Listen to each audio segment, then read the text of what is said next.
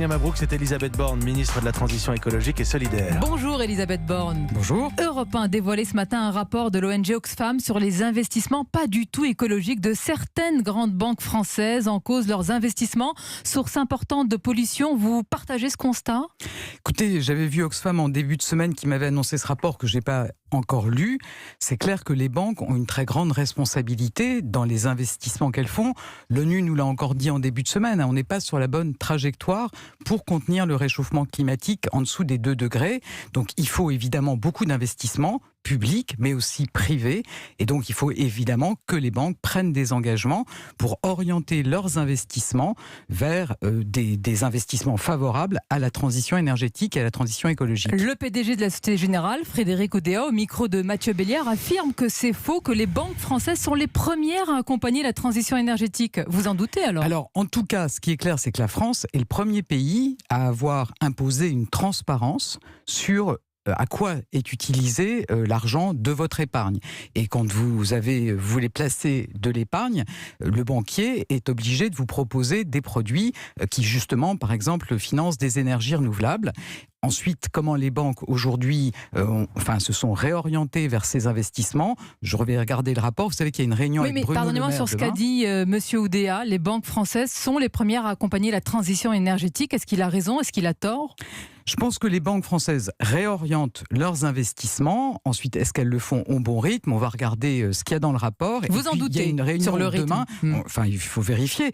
Et il y a une réunion demain avec Bruno Le Maire, justement sur la finance climat. Donc, je suis sûr que les banques auront à cœur de prendre des nouveaux engagements. Il y a aussi la méthodologie de cette ONG Oxfam. Certains dénoncent une ONG antimondialiste, anticapitaliste, mue par des visées politiques et idéologiques dont les cibles sont les grandes banques et les grands États. Je pense que Oxfam a effectivement des convictions qu'il faut faire cette transition énergétique. Toujours vis-à-vis des mêmes, peut-être.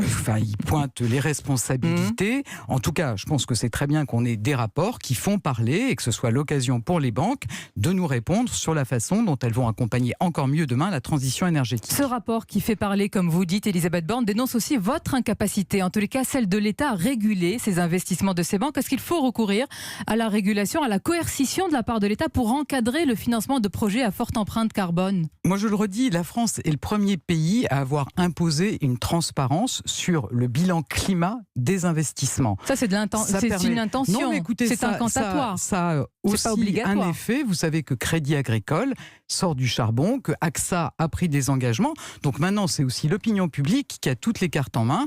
Et je pense que les banques seront sensibles aussi à la façon dont l'opinion publique peut juger leur action. Si je vous pose la question, c'est parce que vous faites preuve ailleurs d'interventionnisme. Vos propos dénonçant le Black Friday, cette vaste journée de promotion, ont suscité une vague d'indignation, de réaction des commerçants. Une ministre ne devrait pas dire ça. Écoutez, moi j'assume totalement d'avoir ouvert ce débat. Je vois ces réactions et ça montre qu'il y a un sujet. Alors certains voudraient faire croire qu'en critiquant le Black Friday, on voudrait empêcher les Français de consommer ou on s'en prendrait aux petits commerçants. Vous nous dites, Elisabeth Borne, comment on doit consommer, presque comment on doit s'habiller, comment on doit manger. Non, mais pas du tout. En fait, moi, je suis évidemment consciente que c'est important pour beaucoup de Français d'avoir des promotions. Et si des petits commerçants profitent du Black Friday, j'en suis ravi. Mais la vérité, c'est que c'est d'abord une énorme opération commerciale des grandes plateformes en ligne.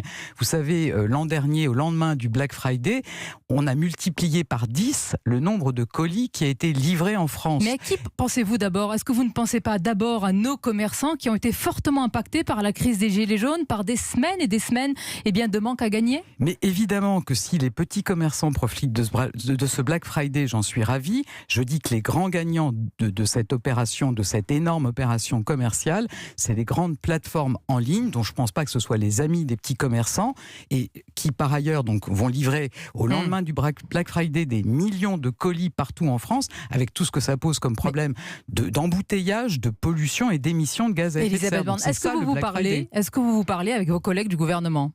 On se parle Est-ce que vous beaucoup, parlez avec Bruno Le Maire? Non, mais Bruno Le Maire soutient Il a la affirmé consommation. hier, il s'est dit ravi que les Français consomment et donc on entend bien son message. Il n'est pas d'accord avec vous. Moi, je suis ravi que les Français consomment et qu'on soutienne le petit commerce. Je dis, le Black Friday, c'est pas ça. C'est une énorme opération commerciale des grandes plateformes de commerce en ligne qui transportent des millions de colis, qui multiplient par 10 le nombre de colis livrés au lendemain du Black Friday. Et ça me semble pas compatible. Et la prochaine fois, vous nous direz, attention, la Saint-Valentin, attention, la fête des mères, jusqu'où ça peut aller?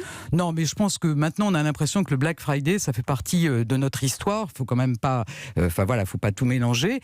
Évidemment, les Français, je le redis, ils peuvent profiter des promotions, en particulier dans leurs commerçants de proximité. Quand il y en a, il faut soutenir ce petit commerce de proximité. Mais je pense que l'objectif, c'est pas de toujours plus consommer, c'est aussi de consommer. L'objectif, c'est pas au gouvernement de nous dire quoi faire. Non, mais c'est notre rôle aussi d'éclairer les Français sur le fait qu'on n'est pas obligé... D'aller vers une société où c'est l'État. Non, de donner des informations sur la façon dont on peut aussi changer ses modes de consommation, pas toujours plus, mais mieux. Pas uniquement j'achète, je consomme, je jette, mais aussi je consomme, je répare, je réutilise. C'est le sens de la campagne qu'on a lancée en début de semaine. Longue vie à nos objets. C'est le sens aussi de ce qu'on met dans la loi. Et longue vie peut-être à nos commerçants. Comme ça, vous faites en même temps, Elisabeth Borne. De proximité. On consomme, on essaye aussi de se déplacer, mais ça va être compliqué le 5 décembre et les prochains jours. Qu'est-ce que vous avez prévu comme plan face à cela pour nous éviter de grandes perturbations? Alors, la RATP et la SNCF sont bien sûr sur le pont pour réduire la gêne pour les usagers. Je précise aussi que le dialogue se poursuit avec les organisations syndicales et moi je souhaite aussi qu'il se poursuive. Ce mouvement de grève, il est un peu bizarre, alors même qu'on n'a pas encore fini les concertations. Il y a une place pour du dialogue. Et c'est peut-être pour cela, Elisabeth Borne, parce que vous entretenez, c'est ce que disent beaucoup de syndicats et au-delà, la grande confusion autour d'une réforme et que vous alimentez un climat anxiogène aujourd'hui en France. Le Premier ministre a dit très clairement qu'on est déterminé à mettre en place un système de retraite universel, plus juste, mais qu'on est ouvert sur les modalités et notamment en le même rythme temps, de mise. Droit dans ses bottes, mais souple dans ses bottes. Faut le comprendre. On est ouvert sur les modalités, notamment sur le rythme de mise en œuvre.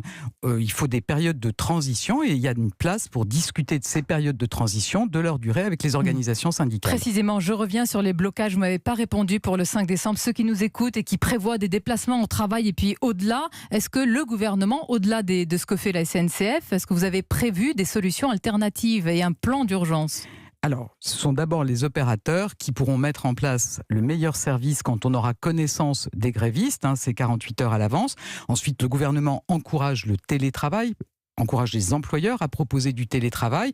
Moi, j'encourage aussi chacun, quand il le peut, à faire du covoiturage. Je pense que le covoiturage, c'est une très bonne solution, que moi, je souhaite qu'on développe, et c'est le sens du plan qu'on présentera tout à l'heure avec Jean-Baptiste Djebari. C'est aussi une solution pour se déplacer les jours de grève, et puis de façon générale toute l'année, parce que ça permet à la fois d'avoir d'autres solutions que la voiture individuelle quand on est dans des zones où il n'y a pas de transport en commun, et qu'en même temps, quand on est dans des grandes villes où il y a beaucoup d'embouteillages, c'est aussi une bonne solution. Donc c'est bon pour la planète et pour le porte-monnaie. Borne, qu'est-ce qui s'est passé hier, peu avant 22h? Une coupure d'électricité a plongé dans le noir près de 200 000 foyers en région parisienne. Incident technique à la centrale électrique de Cergy-Pontoise.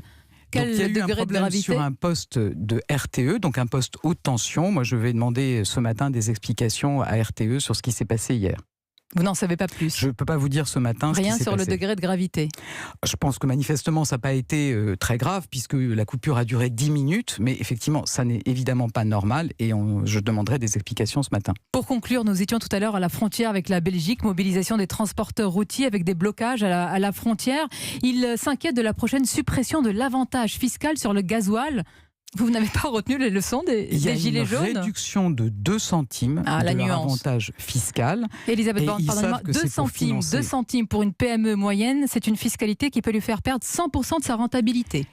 On a prévu que les entreprises peuvent répercuter. Il ne s'agit évidemment pas de mettre en difficulté les transporteurs routiers. Ils savent aussi qu'on a besoin d'investir beaucoup plus pour entretenir nos routes. Et je pense que c'est logique qu'ils participent au financement de l'entretien de nos routes. Attention, une hausse de taxe sur le carburant, vous savez où ça peut mener? Je le redis, ils peuvent répercuter. On est très attentif à la situation des petits transporteurs routiers. À suivre donc. Merci Elisabeth Borne, merci d'avoir été notre invitée ce matin sur Europe 1. Merci Sonia Mabrouk, 8h27, excellent réveil à toutes et à tous. Europe 1.